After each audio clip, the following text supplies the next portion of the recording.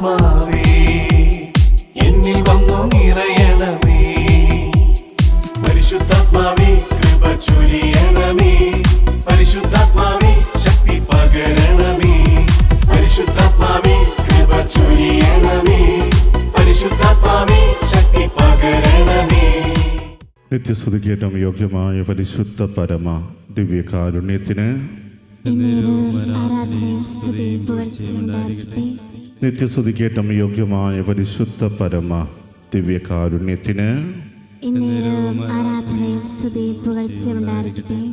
നിത്യസ്തുതിക്കേറ്റം യോഗ്യമായ പരിശുദ്ധ പരമ ദിവ്യകാരുണ്യത്തിന് സ്നേഹമുള്ളവരെ, നാം കൃപയുടെ സമയത്തിലേക്ക് പ്രവേശിക്കുകയാണ്. ദിവ്യകാരുണ്യനാഥൻ നമ്മുടെ മുമ്പിലേക്ക് കടന്നു വരുമ്പോൾ നമ്മൾ തന്നെ പൂർണ്ണമായും കർത്താവിൻ്റെ കരങ്ങളിലേക്ക് നമുക്ക് സമർപ്പിച്ച് പ്രാർത്ഥിക്കാം. കർത്താവിൻ്റെ കരുണ നമ്മുടെ ഓരോരുത്തരും ജീവിതത്തിലേക്ക് കടന്നു വരുമ്പോൾ കർത്താവ് അങ്ങയുടെ കരുണ ഏറ്റുവാങ്ങുവാനുള്ള യോഗ്യത ഞങ്ങൾക്ക് ഓരോരുത്തർക്ക് നൽകണമേ എന്ന് നമുക്ക് പ്രാർത്ഥിക്കാം. നമ്മുടെ ഓരോരുത്തരെയും പ്രാർത്ഥനാ നിയോഗങ്ങളെ കർത്താവിൻ്റെ കരങ്ങളിലേക്ക് നമുക്ക് ചേർത്ത് വയ്ക്കാം. പുത്രനായ ദൈവം ഈ ലോകത്തിലേക്ക് കടന്നു വന്നപ്പോൾ പിതാവിൻ്റെ സ്നേഹവും കരുണയുമാണ് തൻ്റെ ജീവിതത്തിലൂടെ വെളിപ്പെടുത്തിയത്. എന്നാൽ പഴയ നിയമപുസ്തകത്തിൽ തന്നെ ഈ പിതാവ് എത്രമാത്രം കരുണ കാണിക്കുന്നവനാണ് എന്ന് നമുക്ക് കാണുവാൻ സാധിക്കും.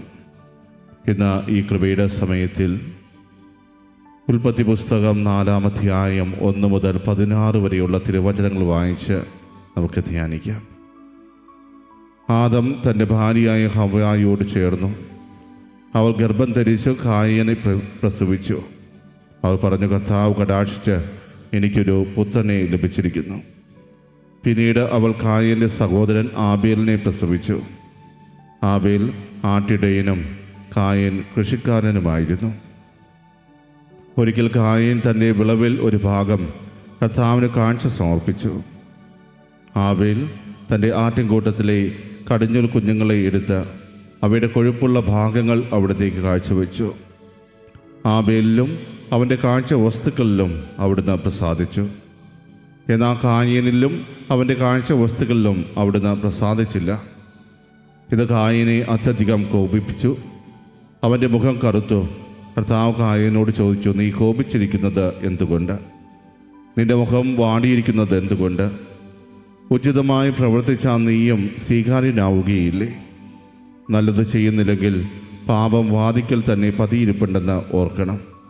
അത് നിന്നിൽ താല്പര്യം വച്ചിരിക്കുന്നു, നീ അതിനെ കീഴടക്കണം. ഒരു ദിവസം കായൻ തൻ്റെ സഹോദരൻ ആബേലിനോട് പറഞ്ഞു, നമുക്ക് വയലിലേക്ക് പോകാം. അവ വയലിലായിരിക്കെ കായൻ ആബേലിനോട് കയർത്ത് അവനെ കൊന്നു. കർത്താവ് കായനോട് ചോദിച്ചു, നിന്റെ സഹോദരൻ ആബേൽ എവിടെ? അവൻ പറഞ്ഞു, എനിക്കറിഞ്ഞുകൂടാ. സഹോദരൻ്റെ കാവൽക്കാരനാണോ ഞാൻ? എന്നാൽ കർത്താവ് പറഞ്ഞു, നീ എന്താണ് ചെയ്തത്?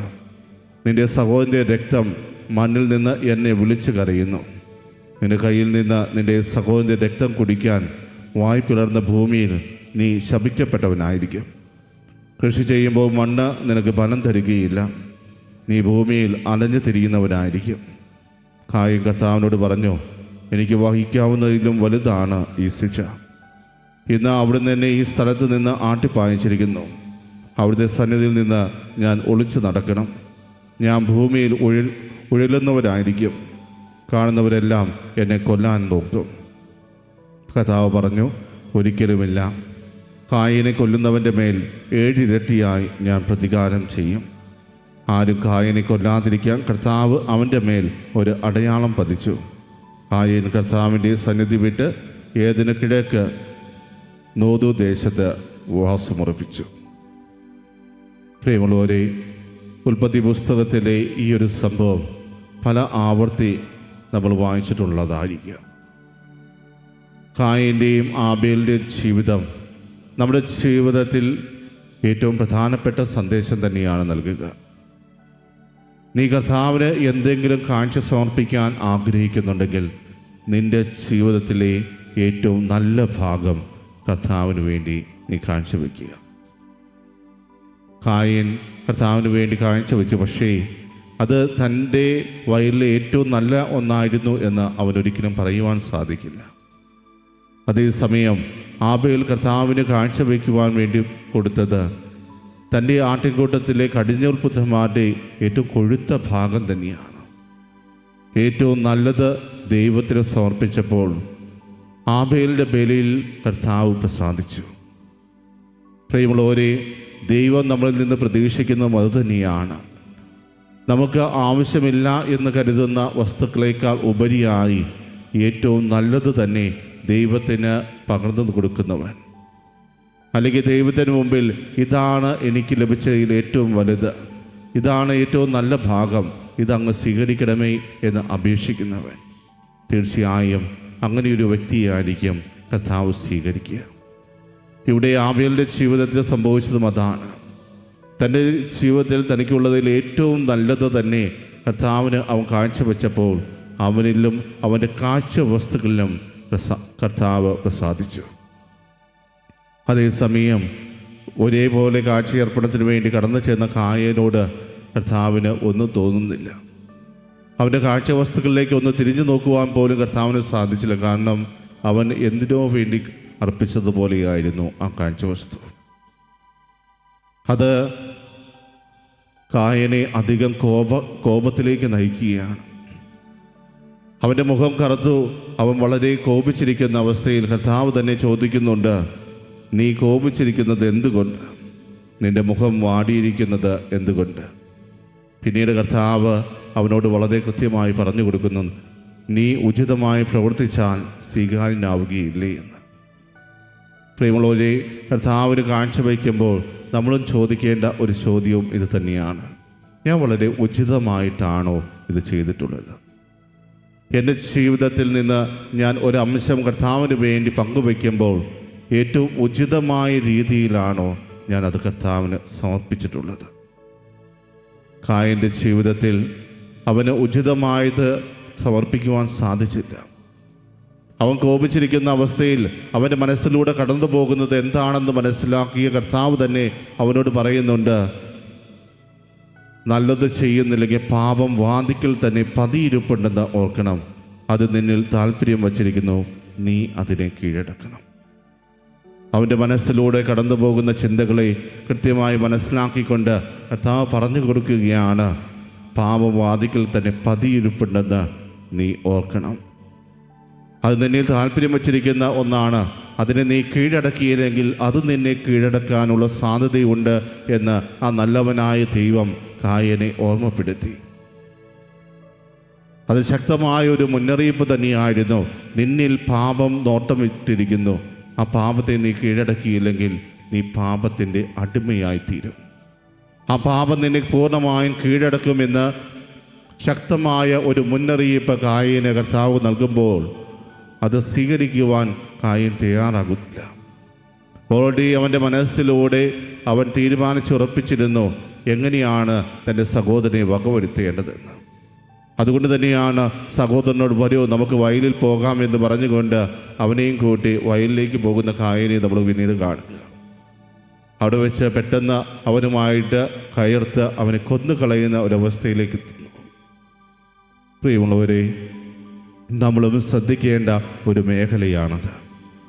നമ്മുടെ ജീവിതത്തിൽ പാപം നോട്ടമിട്ടിരിക്കുന്ന ഒരവസ്ഥയിലൂടെയാണ് നാം ഓരോരുത്തരും കടന്നു പോകുന്നതെങ്കിൽ തീർച്ചയായും അതിനെ കീഴടക്കിയില്ലെങ്കിൽ ഒരുപക്ഷെ നമ്മളെ കീഴടക്കുകയും നമ്മൾ പാപത്തിൻ്റെ അടിമയായി പിന്നീട് ജീവിക്കേണ്ടതായിട്ട് വരികയും ചെയ്യും.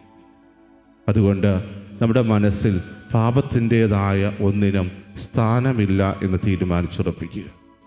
എൻ്റെ മനസ്സിൽ ഞാൻ ആരെക്കുറിച്ചും മോശമായി ചിന്തിക്കേണ്ട ആവശ്യമില്ല. എൻ്റെ മനസ്സിൽ ആരോടും ദേഷ്യം കാണിക്കേണ്ട കാര്യമില്ല. ഞാൻ ആരെക്കുറിച്ചും വെറുപ്പോട് ചിന്തിക്കേണ്ട കാര്യമില്ല. നമ്മുടെ മനസ്സിൽ ചെറിയൊരു വെറുപ്പിൻ്റെ അംശം പോലും ഉണ്ടായാൽ അതൊരു പക്ഷേ നമ്മളെ ഓരോരുത്തരെയും നശിപ്പിക്കുന്ന ഒന്നായി മാറും.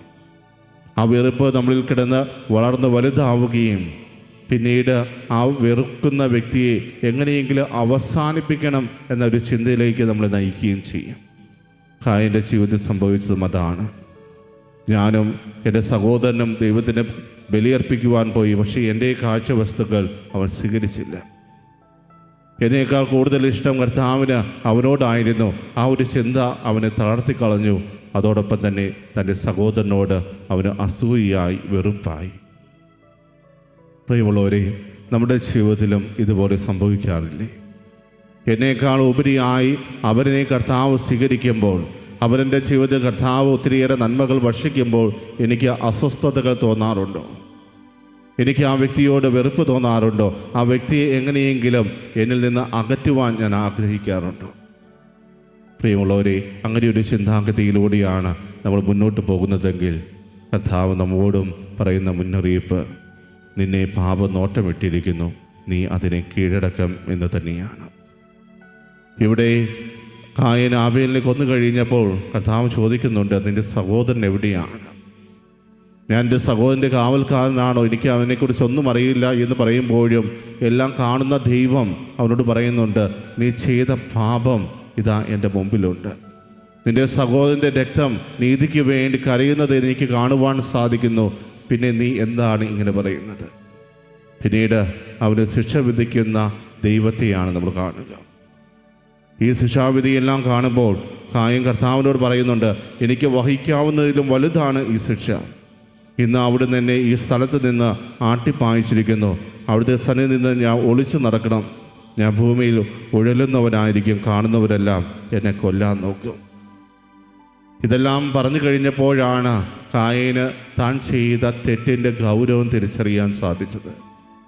താൻ ചെയ്ത തെറ്റ് എത്ര വലുതാണ് എന്ന് തിരിച്ചറിഞ്ഞപ്പോൾ കർത്താവിൻ്റെ ശിക്ഷ അവൻ്റെ മേൽ പതിച്ചു കഴിഞ്ഞിരുന്നു.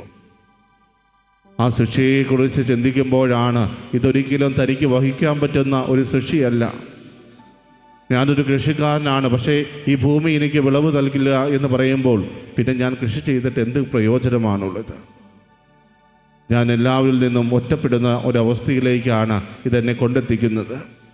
എന്നെ കാണുന്നവർ പോലും എന്നെ കൊല്ലാൻ ശ്രമിക്കും എന്ന രീതിയിലേക്ക് അവനെ എത്തിച്ചിട്ടുണ്ടെങ്കിൽ അപ്പോഴാണ് താൻ ചെയ്ത പാപത്തിൻ്റെ ഗൗരവം അവൻ്റെ മനസ്സിലേക്ക് കടന്നു വരുന്നത്. ആ ഒരു ബോധ്യത്തിലേക്ക് അവൻ കടന്നു വന്നപ്പോൾ തനിക്ക് വിധിച്ചിരിക്കുന്ന ശിക്ഷ എത്ര വലുതാണ്, അത് വഹിക്കുവാനുള്ള ശക്തി പോലും തനിക്കില്ലല്ലോ. എനിക്ക് എൻ്റെ ശക്തിക്കും അതീതമായ ഒരു ശിക്ഷയാണ് കർത്താവ് എനിക്ക് നൽകിയിരിക്കുന്നത് എന്ന ബോധ്യത്തിലേക്ക് കായം കടന്നു വന്നത്. പ്രിയമുള്ളവരെ, അവിടെയാണ് കരുണാമയനായ ദൈവത്തിൻ്റെ മുഖം നമുക്ക് കൃത്യമായിട്ട് മനസ്സിലാക്കുവാൻ സാധിക്കുക. ഇത്ര വലിയ തെറ്റ് ചെയ്തിട്ടും കായൻ കർത്താവിനോട് ഈ ഒരു കാര്യം പറഞ്ഞപ്പോൾ കർത്താവ് അവനോട് പറയുന്ന കാര്യം, ഒരിക്കലുമില്ല, കായനെ കൊല്ലുന്നവൻ്റെ മേൽ 7 ഇരട്ടിയായി ഞാൻ പ്രതികാരം ചെയ്യും. ആരും കായനെ കൊല്ലാതിരിക്കാൻ കർത്താവ് അവൻ്റെ മേൽ ഒരു അടയാളം പതിച്ചു. ദൈവം പ്രസാദിച്ച ഒരു മകനെ കൊന്നുകളഞ്ഞവനോട് കർത്താവ് കാണിക്കുന്ന വലിയ കരുണയുടെ മുഖം. പ്രിയമുള്ളവരെ, അവൻ ചെയ്തത് തെറ്റാണ് എന്ന ബോധ്യത്തിലേക്ക് അവൻ കടന്നു വന്നു. തനിക്ക് വിധിച്ചിരിക്കുന്ന ശിക്ഷ വഹിക്കുവാൻ പോലും തനിക്ക് സാധിക്കുന്നതല്ല എന്ന ബോധ്യത്തിലേക്ക് അവൻ തിരിച്ചു വന്ന് കർത്താവിനോട് അപേക്ഷിച്ചപ്പോൾ കർത്താവ് പറയുന്നത്, ഒരിക്കലും ഞാൻ അതിന് അനുവദിക്കില്ല. കായനെ കൊന്നു കഴിഞ്ഞാൽ 7 ഇരട്ടിയായി ഞാൻ പ്രതികാരം ചെയ്യുമെന്ന് കർത്താവ് പറയുമ്പോൾ അത്രമാത്രം കർത്താവ് കായനെയും ചേർത്ത് പിടിക്കാൻ ആഗ്രഹിക്കുന്നു എന്നാണ് നാം മനസ്സിലാക്കേണ്ടത്. അതോടൊപ്പം ആരും അവനെ ഒന്ന് തൊടാൻ പോലും വിട്ടുകൊടുക്കാതെ അവൻ്റെ മേൽ ഒരു അടയാളം, രക്ഷയുടെ അടയാളം അവിടുന്ന് പതിക്കുകയാണ്. പ്രിയമുള്ളവരെ, കർത്താവ് നമ്മളെയും ഇതുപോലെ ഒരു രക്ഷയുടെ അടയാളത്താൽ നമ്മളെ കാത്തു പിടിക്കുന്നുണ്ട്. നമ്മുടെ ജീവിതത്തിലും ആ കർത്താവിൻ്റെ ആ വലിയ പരിപാലന എന്നും അനുഭവിക്കുവാൻ നമുക്ക് സാധിക്കുന്നുണ്ട്. അപ്പോഴും നമ്മൾ തിരിച്ചറിയേണ്ട ഒരു കാര്യം, എൻ്റെ യോഗ്യത കൊണ്ടല്ല കർത്താവ് എന്നെ ചേർത്ത് പിടിക്കുന്നത്. എൻ്റെ അയോഗ്യതകൾക്കിടയിലും എന്നെ നഷ്ടപ്പെടാൻ ആഗ്രഹിക്കാത്ത ഒരു ദൈവമാണ് എനിക്കുള്ളത്. എന്നെ നഷ്ടപ്പെടുത്തി കളയുവാൻ അവിടുന്ന് ഒരിക്കലും ആഗ്രഹിക്കാത്തത് കൊണ്ടാണ് അവിടുന്ന് എന്നെ ഇപ്പോഴും ചേർത്ത് പിടിക്കുന്നത് എന്ന് തിരിച്ചറിഞ്ഞുകൊണ്ട് കർത്താവിന് നന്ദി പറയുവാൻ നമുക്ക് സാധിക്കണം. പ്രിയമുള്ളവരെ, ആ ഒരു നന്ദി നിറഞ്ഞ ഹൃദയത്തോടെ നമുക്ക് കർത്താവിൻ്റെ സന്നിധിയിൽ ഇപ്പോൾ ആയിരിക്കാം. നമ്മളെ ഓരോരുത്തരെയും അനുഗ്രഹിച്ച കർത്താവിന് നമുക്ക് പ്രത്യേക നന്ദി അർപ്പിക്കാം. കർത്താവ് നമ്മുടെ ഓരോരുത്തരും ജീവിതത്തിലേക്ക് അവിടുത്തെ വലിയ കരുണ വർഷിച്ചു കൊണ്ടിരിക്കുന്നു.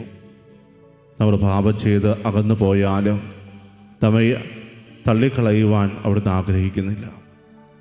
കരുണാമയനായ ദൈവത്തിൻ്റെ അടുക്കലേക്ക് നമ്മൾ തിരികെ ചെന്നാൽ ആ നിമിഷം തന്നെ അവിടുന്ന് നമ്മെ ചേർത്ത് പിടിക്കുന്നു. നമ്മുടെ ജീവിതത്തിൽ കർത്താവിനോട് എപ്പോഴും നന്ദിയുള്ളവരായിട്ട് നമ്മൾ മാറുക. ഇന്നും എൻ്റെ ജീവിതത്തിലേക്ക് കർത്താവ് കരുണ ഭക്ഷിക്കുന്നുണ്ടെങ്കിൽ അത് അവിടുത്തെ ഏറ്റവും വലിയ ദാനം ഒന്നുകൊണ്ട് മാത്രമാണ്. അവിടുത്തെ ദാനമായി നമുക്ക് ലഭിക്കുന്നതാണ് അവിടുത്തെ കരുണ. അതിന് എന്ന് നന്ദിയുള്ളവരായിരിക്കുവാൻ നമുക്ക് പരിശ്രമിക്കാം. അതേസമയം കർത്താവിന് നമ്മൾ കാഴ്ചവെക്കുമ്പോൾ നമുക്കുള്ള ഏറ്റവും നല്ലത് തന്നെ കർത്താവിന് കൊടുക്കുവാൻ നമുക്ക് പരിശ്രമിക്കാം. ആബേലിൻ്റെയും കായീൻ്റെയും ഈ ഭാഗത്തിൽ നമുക്ക് ഏറ്റെടുക്കാവുന്ന സന്ദേശവും അത് തന്നെയാണ്. ദൈവത്തിന് വേണ്ടി ഏറ്റവും നല്ലത് മാറ്റിവെക്കുക. കർത്താവേ, ആ ഒരു അവസ്ഥയിലേക്ക് ഞങ്ങളെ ഓരോരുത്തരെയും ഉയർത്തണമേ എന്ന് പ്രാർത്ഥിച്ചുകൊണ്ട് അവിടുത്തെ ആശീർവാദം നമുക്ക് ഏറ്റുവാങ്ങാം.